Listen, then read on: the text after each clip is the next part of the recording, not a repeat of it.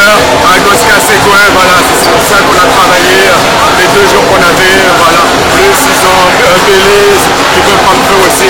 Sur ces 3 jours-là, on a beaucoup travaillé. Il faudra maintenant renouveler la performance 2 fois de suite. Vous avez le groupe, vous avez les joueurs qui sont tout ça. Oui, tout à fait. Je pense qu'on n'a pas trop forcé sur nos valeurs ce soir. C'est pas pour sous-estimer ce 3 soirs.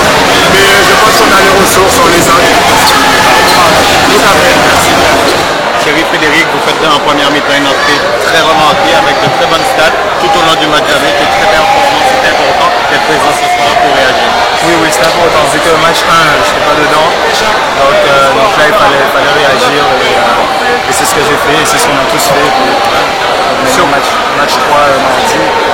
Sur quoi ont insisté les coachs justement après la défaite du premier match?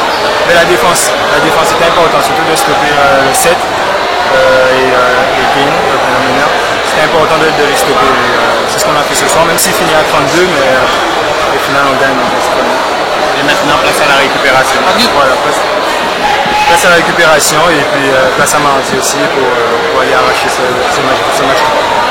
Merci Thierry et félicitations. 2-0, ça aurait été compliqué. Mais comme je l'ai dit, le premier match, on était un peu spectateur.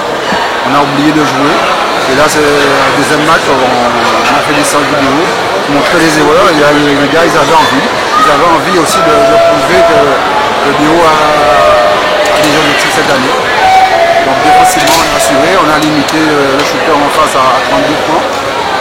Et limité les autres à côté aussi. Donc, notre défense a marché, on a encaissé 76 points et le premier on a encaissé 90.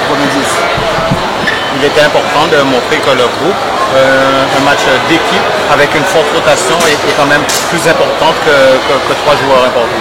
Oui, ben vous savez, les finales c'est un 3 matchs gagnants, donc on va jouer là-dessus, on a un banco, donc on va continuer à faire tourner l'effectif. Et puis c'est sûr qu'à la fin, bon, le plus fort va gagner. Hein. On sait que l'équipe qui a perdu essaye toujours de réajuster un petit peu sa stratégie. Comment vous allez faire pour renouveler cette performance? Ben nous aussi, on va encore travailler sur la vidéo, revoir les bonnes choses et revoir les mauvaises choses, et puis remettre en place et puis revenir de plus belle. Sur quoi il faudrait insister encore particulièrement? Toujours comme ce soir?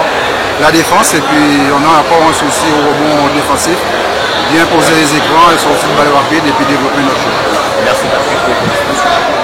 89 à 76, c'est le score final. On attendait une réaction de l'EDO qui s'était fait surprendre lors du premier match. C'est chose faite, ils ont su le faire avec la manière, avec un bloc équipe.